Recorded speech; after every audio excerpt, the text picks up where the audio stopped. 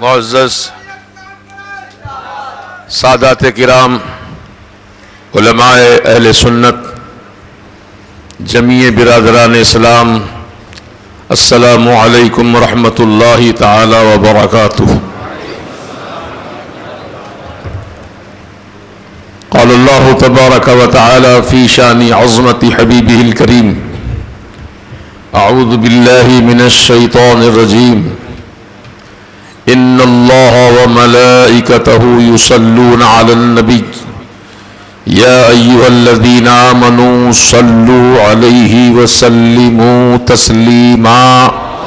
اللہم صل وسلم وبارک علی سیدنا ونبینا ومولانا محمد معدن الجود والکرم وآلہ وبارک وسلم صلاۃ وسلاما علیک یا رسول اللہ صلی اللہ تعالی علیہ وسلم۔ حضرات گرامی، اب تقریر کا وقت نہ رہا، نہ ہی میں کچھ بولنے کا خواہش مند ہوں۔ حضرت نے ارشاد فرمایا کچھ نصیحت کے الفاظ بیان کروں تحفظ شریعت سے متعلق۔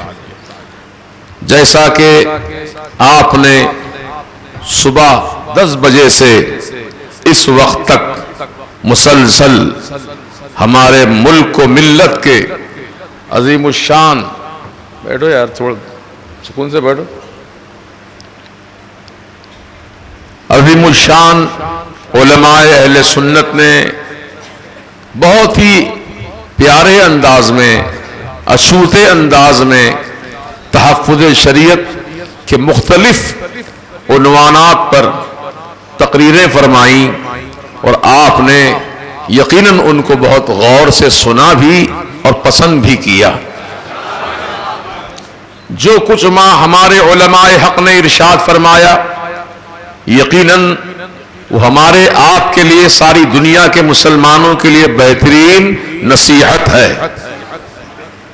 اس پر ہم سچے دل سے عمل پیرا ہو جائیں۔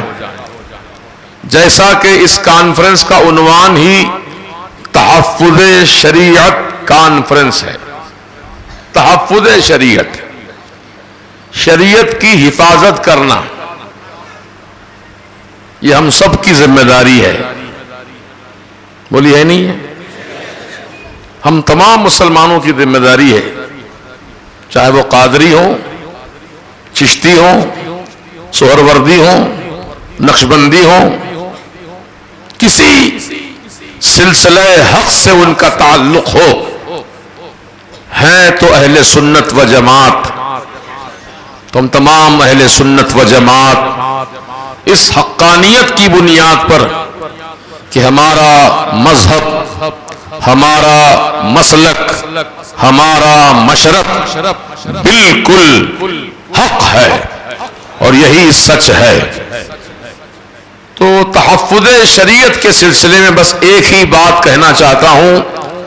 ہمارے مولانا مفتی حامد حسین صاحب نے بھی بیان کیا تھا، میں انہی کے جملے کو اور آسان لفظوں میں آپ تک پہنچانا چاہتا ہوں کہ شریعت کی حفاظت کیسے کریں گے ہم؟ تو سب سے پہلے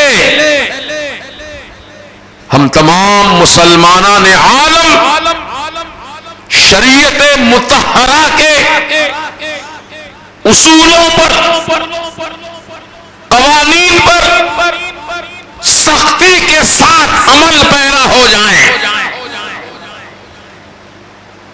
کوئی حکم شرع اگر آپ کو معلوم نہیں ہے تو علماء اہل سنت سے رجوع ہو، حکم شرع معلوم کریں، اپنی مرضی کا کام نہ کریں، اپنی طبیعت پہ نہ چلیں، چلنا ہو تو مصطفیٰ پیارے کی شریعت پہ چلیں، چلنا ہو رب کی مرضی پر چلیں، مصطفیٰ پیارے کی مرضی پر چلیں، انشاءاللہ دونوں جہاں میں کامیاب و کامران ہوں گے۔ اب یہ جلسہ جو منعقد ہوا، تقریباً 2-2.5 مہینے سے تیاری ہو رہی تھی، اور ہمارے اہل سنت و جماعت کے علماء کرام نے بھی اس کا مکمل تعاون کیا، اور ہمارے شہر کے مشائخ کرام نے بھی اس کا ساتھ دیا، اور نوجوانوں نے، بزرگوں نے، سبھوں نے اس کا ساتھ دیا. ساتھ صرف زبانی اعتبار سے نہیں بلکہ ہر طریقے سے آپ نے ساتھ دیا ہے. اللہ پاک ہی اس کا بہترین صلہ اور اجر دونوں جہاں میں عطا فرمائے. بس آخری تمنا، آخری آرزو مجھ گناہگار کی آپ سے یہی ہے کہ جیسا کہ حضور سیدی مولائی محدث کبیر کے وہ تلمیذ رشید جن پر استاد ناز کریں، استاد ناز کریں، ہم تو ناز کرتے ہی ہیں، ان کے استاذ نے ان کو اپنا کہا ہے اور ہر جگہ ایسی سراہنا کی ہے کہ یقیناً ان الفاظ مدحت کو سننے کے بعد دل و دماغ روشن و منور ہو جاتا ہے. کتنی واضح انداز میں آپ نے طلاق ثلاثہ سے متعلق، تحفظ شریعت سے متعلق پرجوش انداز میں بالکل مدلل محقق تقریر آپ نے فرمائی کہ یقیناً ہمارے ایمان کو جلا ملی، ایمان کو طاقتیں ملی. انشاءاللہ اگر ہم ان تمام باتوں پر صدق دلی کے ساتھ عمل پیرا ہو جائیں تو پھر کامیابی کا سہرا ہمارے ہی سر باندھا جائے گا. نہ گھبراؤ مسلمانوں، خدا کی شان باقی ہے، ابھی اسلام زندہ اور قرآن باقی ہے. یہ ظالم کیا سمجھتے ہیں جو دل میں ہنستے ہیں، ابھی تو کربلا کا آخری میدان باقی ہے. رب تعالیٰ نے کیا فرمایا قرآن میں سن لو. وَلَا تَهِنُوا وَلَا تَحْزَنُوا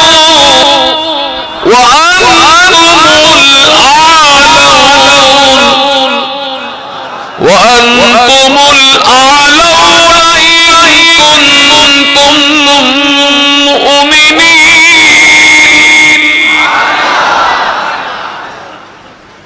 سستی نہ کرو، رب فرماتا ہے ہمارا آپ کا، سستی نہ کرو، غم بھی نہ کھاؤ، غم بھی نہ کھاؤ، سستی بھی نہ کرو.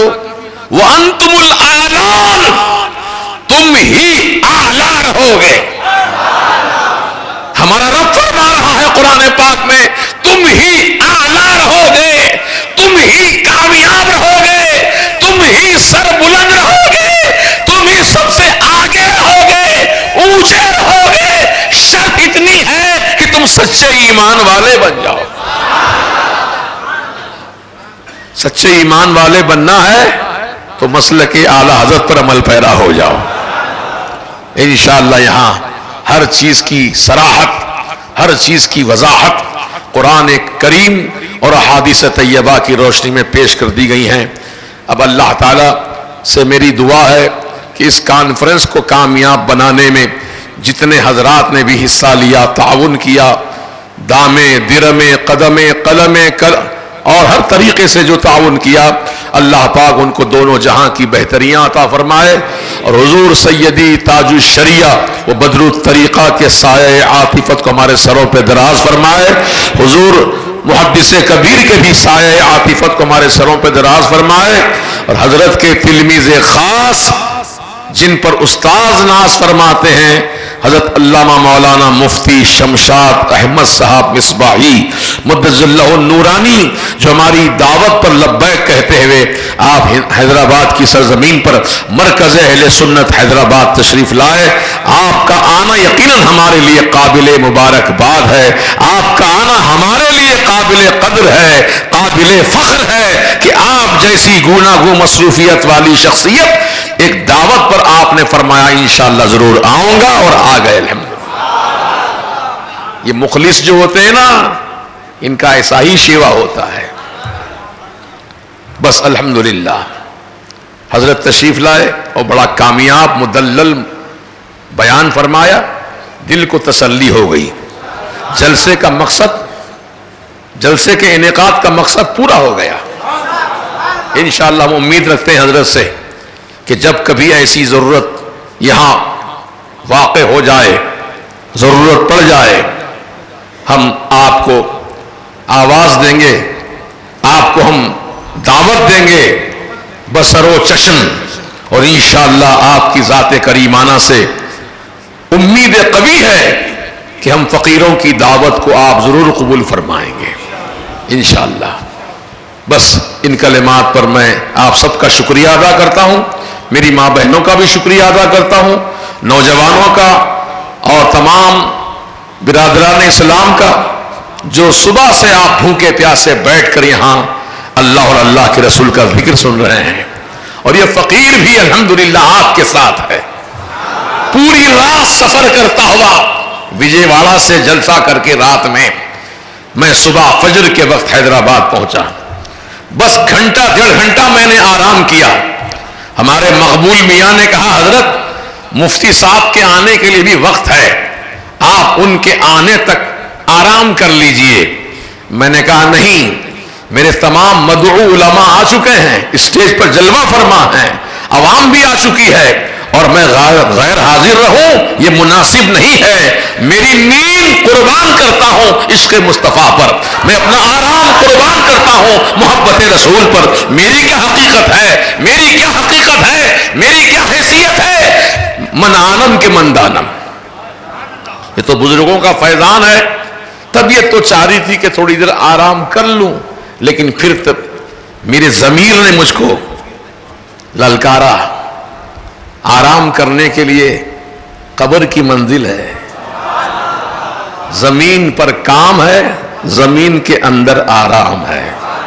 بس اسی بزرگوں کے مقولے کو پیش نظر رکھتے ہوئے آپ کی خدمات میں یہ فقیر حاضر آیا، اور سب علماء کے خطابات میں نے سنے، اور جن علماء کے خطابات کے وقت میں اسٹیج پر موجود نہیں تھا، میں گھر میں بیٹھ کر اپنے بہت ہی توجہ کے ساتھ ان کے بیانات سن رہا تھا۔ ماشاءاللہ ایسے مؤثر بیانات کیے کہ آنکھوں سے آنسو جاری تھے۔ مجھے ناز ہے اپنی جماعت کے ایسے مقتدر علماء اہل سنت پر کہ جو موضوع دیا جائے موضوع کو ماشاءاللہ مکمل فرما دیتے ہیں۔ انشاءاللہ آئندہ بھی ایسی محفلیں سجیں گی، مگر آپ کا اتحاد، آپ کا اتفاق، آپ کا تعاون ہر حال میں ہونا چاہیے۔ یہ مرکز اہل سنت ہے، تمام سنیوں کا مرکز ہے۔ انشاءاللہ اس کو اور خوب ترقی دینا ہے، خوب آگے بڑھانا ہے، اور انشاءاللہ یہاں سے عنقریب ایک علماء کی جماعت فارغ ہو کر نکلنے والی ہے۔ ماشاءاللہ وہ جماعت جو ابھی سے دین اسلام کی خدمت میں سرگرداں ہیں، کوئی مسجدوں میں خطابت کر رہے ہیں، کوئی دینی مکتب اپنے محلوں میں چلا رہے ہیں، کوئی بچوں کو تعلیم دے رہے ہیں، غرض کے وہ بچے جو زیر تعلیم ہیں وہ ابھی سے مختلف کاموں میں لگ چکے ہیں، اور جب مکمل یہ عالم دین بن کر فارغ ہوں گے تو انشاءاللہ ان سے اور کام بڑھے گا اور سنیت کو تقویت حاصل ہوگی انشاءاللہ۔ وآخر دعوانا ان الحمدللہ رب العالمین۔